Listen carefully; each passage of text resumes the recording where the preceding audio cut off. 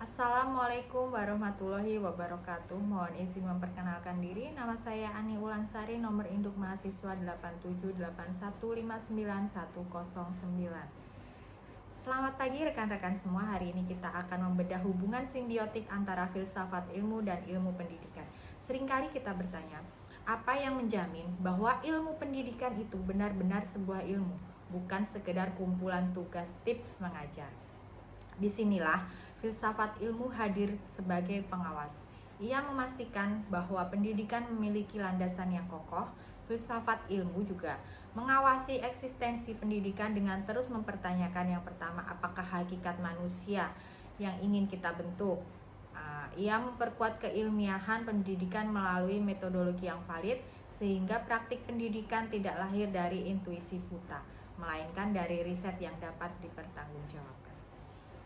Selanjutnya kita membedah pisau analisis ketiganya, ontologi, epistemologi, dan aksiologi. Untuk membedah persoalan pendidikan yang kompleks, kita membutuhkan apa yang sering disebut dengan pisau analisis filsafat. Mari kita bedah satu persatu. Yang pertama, ontologi, membedah objek apa yang ingin kita pelajari.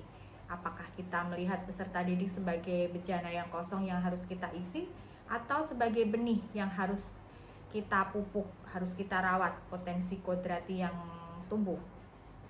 Selanjutnya, epistemologi, membedah cara kita memperoleh kebenaran. Bagaimana pengetahuan itu ditransfer, apakah melalui indoktrinasi satu arah atau melalui proses konstruktivisme di mana siswa membangun pemahamannya sendiri. Selanjutnya, aksiologi, membedah nilai tujuan. Untuk apa ilmu itu diajarkan? Apakah sekedar untuk mencetak tenaga kerja atau untuk membentuk karakter dan kemanusiaan saja? Selanjutnya saya akan menjelaskan kontribusi pendidikan terhadap filsafat ilmu. Namun hubungan ini bukan satu arah. Pendidikan yang bermakna juga memperkuat perkembangan filsafat ilmu itu sendiri. Ketika praktik pendidikan di lapangan menemukan anomali, misalnya saat kurikulum standar tidak lagi relevan dengan perkembangan kecerdasan artifisial, hal ini memaksa para filsuf ilmu, filsafat ilmu ya, untuk merumuskan kembali teori-teori pengetahuan mereka. Jadi mengupdate kembali teori-teori ilmu yang sudah ada.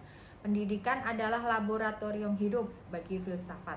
Tanpa praktik pendidikan yang bernilai, filsafat ilmu hanya akan menjadi menara gading yang kering dan teoritis saja. Selanjutnya, contoh konkret dalam praktik. Misalnya, mari kita lihat contoh nyata dalam kurikulum yang sedang kita jalani saat ini. Secara ontologis, kurikulum ini mengakui keragaman kodrat manusia, inklusivitas sudah. Secara epistemologis, menekankan pada project based learning. Pengetahuan tidak lagi dianggap sebagai hafalan mati, melainkan proses pemecahan masalah nyata. Secara aksiologi, konkret dalam praktiknya, profil pelajar Pancasila juga adalah perwujudan nilai yang menjadi kompas bagi seluruh proses pembelajaran. Dalam kebijakan ini, filsafat ilmu bukan lagi sekedar teks di buku tua, melainkan napas dalam setiap modul ajar yang telah disusun oleh guru.